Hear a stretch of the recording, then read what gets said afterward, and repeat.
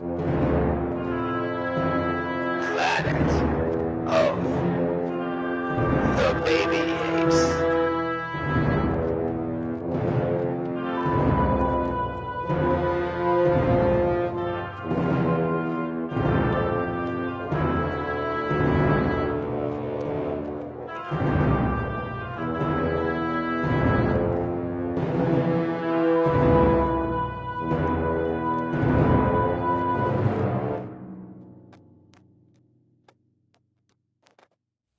The Book of Melchizedek, History of the Universe, Chapter 3, Part 1.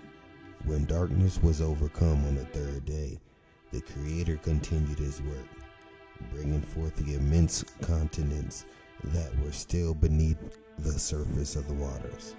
With raised hands he ordered, "Join the waters under the heavens in one place," and the dry portion appears. In prompt obedience, the crystalline waters gave their superior position to the dry portion that rose overlapping them.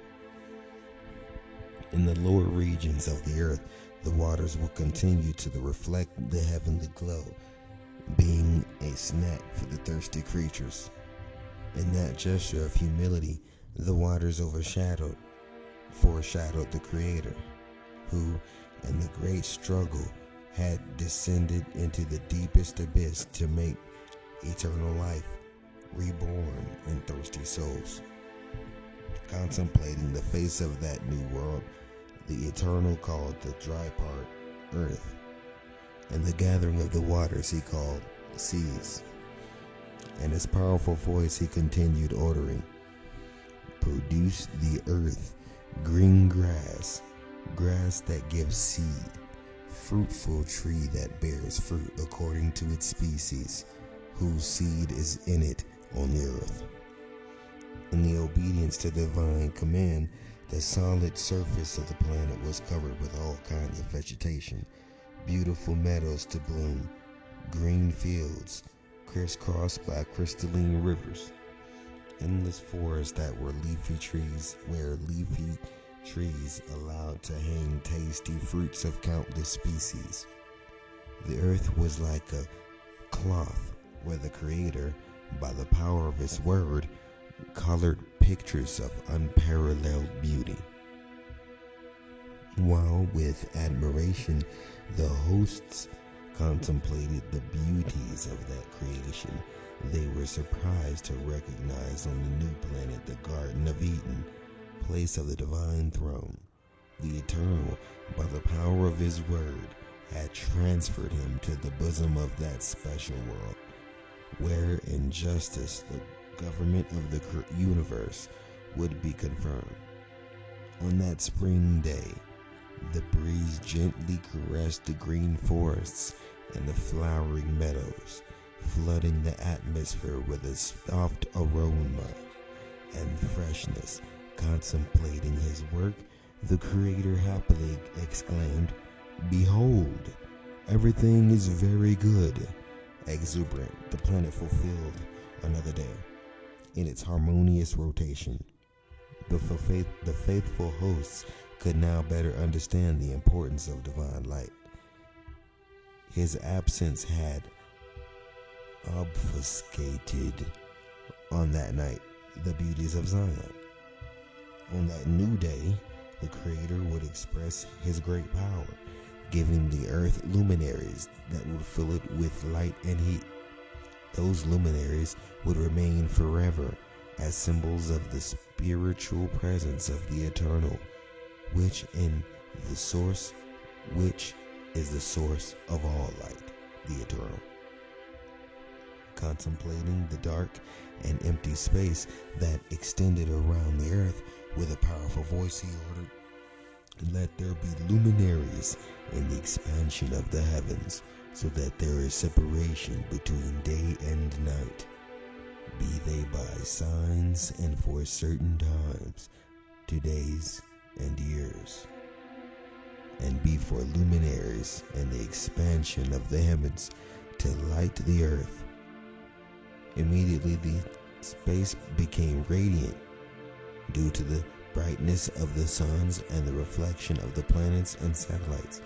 Before this demonstration of power, the faithful host knelt in reverent worship.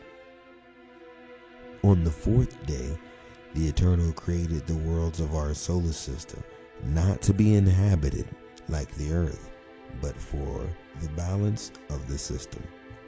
They also filled the sky with glare, softening the darkness of earthly nights. Turning his eyes to the ground, the hosts were glad to see her radiant in colors. Very close to it, you could see the moon, that with its silver reflection could scare away the deep night shadows. Wrapped up by that enchanting scenario, the children of light, rejoicing, greeted the dawn of the fifth day, with would be of many surprises. The Eternal would turn the festive land by the presence of countless species of irrational animals that would inhabit the entire surface of the planet. That creation would have continuity on the sixth day. Raising the mighty hands, the Creator, looking first at the crystalline clear waters, ordered, "Produce the abundantly reptilian waters of the living soul." Immediately the waters became undulating by the presence of countless species of reptiles that, happy and grateful, celebrated and the existence of a continuous swim and jump. From microscopic beings to great whales, all appeared in complete harmony, reflecting in their nature the love of the Creator. Putting his eyes on the indigo atmosphere that rested on the green forest, the Eternal continued, "Birds fly over the face of the expansion of the heavens."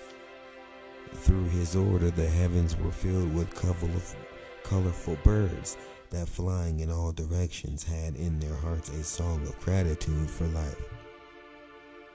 This song filled the air, mixing the perfume of flowering bushes.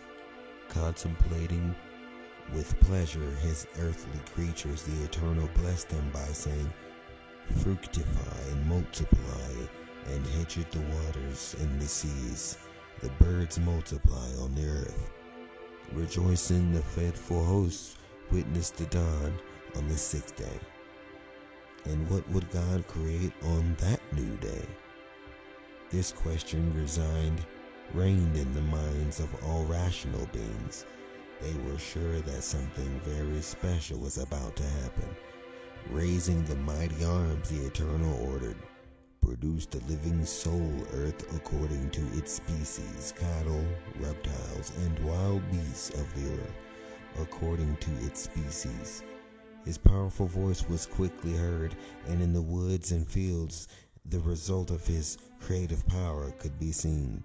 Animals of all species woke up to a happy existence in the middle of a paradise of perfect peace. The land became extremely beautiful, with princess adorned to receive its king and lord. Who would that special being be? Moving with majesty, the Eternal came down to the glories of the new world, heading to the Garden of Eden, place of the divine throne. The angels of the light accompanied him reverently, stomping like clouds over the skies of the paradise. The entire universe watched with deep interest the development of the acts of the Creator in response to the accusations of his enemies. The moment was decisive, everything indicating that the Eternal would prove not to be tyrant or selfish, crowning someone on Mount Zion.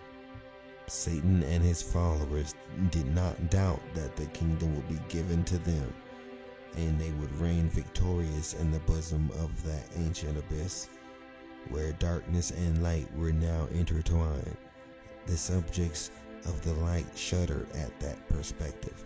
Next to the source of the river of life, the Eternal knelt solemnly, and with the natural elements of the earth began to mold, with much love, a special creature. After a few moments, the body still lifeless, of the first man were extended before the Creator. The Eternal looked at him, and after stroking his cold, discolored face, he breathed into the nostrils the breath of life, and the man began to live. As if waking up from a dream, the man opened his eyes and contemplated the sweet face of his Creator, who smiling kissed his face, now colorful and full of life. He was moved to hear the Eternal say in a soft and affectionate voice, "My son, my dear son." Because he was born on earth, the first man received the name of Adam. Taking him by the hand, the Eternal lifted him. Without perceiving the seam of glare that surrounded him, Adam, in a gesture of gratitude for existence, enveloped the Creator in a tender embrace, prostrating himself in reverent worship. The faithful hosts who admired witnessed the great divine fulfillment. Excited at the human gesture, also prostrated themselves in reverent worship. Then they united the voices in a song of joy and salutation to that special creature, who woke up to life at such a decisive moment for the universe. With a heart full of happiness, Adam joined the angels in his song of praise. His voice, as it passed through the flowery surroundings, was mixed with the song of the birds and the deathly animals that approached festively.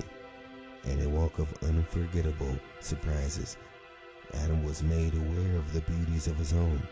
With admiration, he saw Mount Zion, where the river of life flowed in a cascade of light. The glorious mountain lay crowned by a beautiful rainbow. In his steps, he followed the course of the crystalline river, which glided serenely amidst the wonders of Eden. One admired the tall trees that, soaked by the breeze, left abundant flowers and fruits hanging from the branches. He leaned here and there, attracted by the glow of precious stones that adorned the lawn everywhere. With intense joy, Adam was aware of the infinite species of animals that populated the garden. All were meek and submissive and lived in perfect harmony and happiness. Stopping in his footsteps, Adam admired the whiteness and tenderness of an animal that was jumping on the grass. Approaching, he took it in his arms, dedicating a special affection. Well, it was nice to stroke her white wool. His sweet eyes reflected a glow of love and humility. There was something special about that little animal. Affectionately, Adam called him Lamb. With the little animal in his arms, Adam looked grateful toward the Eternal, worshiping him. Contemplating his white robes, his expressive eyes of an unparalleled love, Adam discovered that he had in his arms a symbol of his author.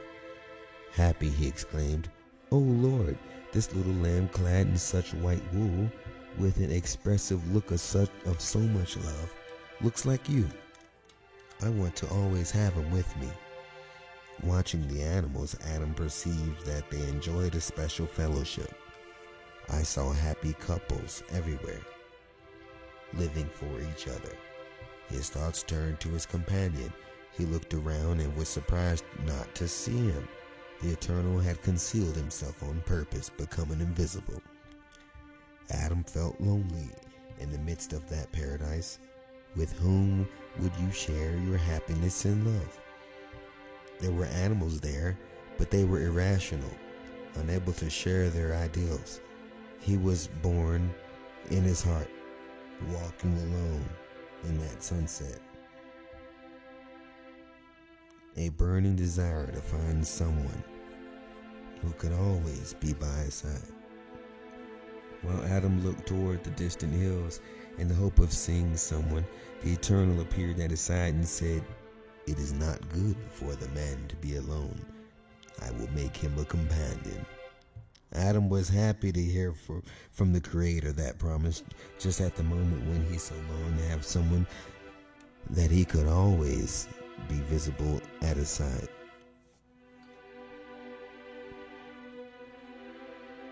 Taken by a deep sleep, Adam leaned back in the chest of his loving Creator, who with caresses made him numb. In his subconscious, the first colorful dreams arose. Contemplate the Eternal's tender gaze. He hears the harmonious sound of angelic music. Discover the wonders around. Mount Zion with its rainbows. The river of life. The meadows in bloom. The animals that greeted him at the party. The scenes that surrounded him in his longing are repeated in his dream. He looks around in the hope of finding his partner, but he doesn't see it. He feels lonely in his dream, and that makes him look for someone with whom to share his existence. His gaze stretches through greening countryside, seeing in the distance flowery hills. While walking hopefully, feel the gentle breeze gently stroking her hair. Talk to the breeze. Breeze, you seem to be who I'm looking for so much. You caress my hair. You kiss my face. You have the perfume of green bushes. If I could see your face, I would kiss it. If I could touch your hair, make long braids and decorate them with the flowers of your garden. After walking in the dream through the meadows of paradise, Adam stopped while contemplating the surrounding landscape. He admired not seeing the effect of the breeze on the flowering branches. But how if he felt it warmly on his face? Then he began to wake up from his dream, still with his eyes closed. He remembered the moment when sleepy, he lay on the Eternal's chest. Would the breeze be the touch of his hands? With this question, he opened his eyes and was excited to see a pretty woman who, with scented hands, caressed her face with love. It was the breeze of his dream, the promise of a Creator who just wanted to make him happy. Now Adam was complete, for he had Eve, who was flesh of his flesh and bones of his bones. Taking her by the hand, Adam invited her for a walk of the unforgettable surprises. He would show his companion the beauties of his home. Sensitized, Eva stopped at every step, attracted by the flowers that exhaled soft perfumes, for the birds that sang happy songs, for the animals that followed them submissive, by the vegetation of rich nuances, through the crystalline waters of the river of life that flowed cascade from Mount Zion. Everything in paradise was perfect and beautiful, but nothing equaled the human being created in the image of God. They turned to each other in admiration and caresses. Soaked by that love, they remained until sunset. With delight, the young couple began to contemplate the setting sun that, through pink rays, colored the sky in a beautiful tree. It was the sixth day that came to an end, giving rise to the hours of a special day, Saturday. That day, in its meaning, would be solemn for all subjects of the Eternal, for its dawn would bring victory to the kingdom of light. The sun, which on the sixth day had brightened nature with its brightness and heat, was hidden, leaving in a cold shadows. The cheerful birds silencing their trills, looked for their nests, while the other animals were collected. Only the couple remained motionless, trying to see, in the last flash that went out on the horizon, the hope of a new dawn. They investigated the sense of darkness when, among the bushes, they saw a beautiful place whose silver rays bathed in silver rays bathed the nature in soft luminosity. The whole sky was illuminated by the glow of the stars. Admired, they discovered that the night was only darkness when they looked down. Adam and Eve, in their innocence, did not know that the night symbolized the bleak future of humanity.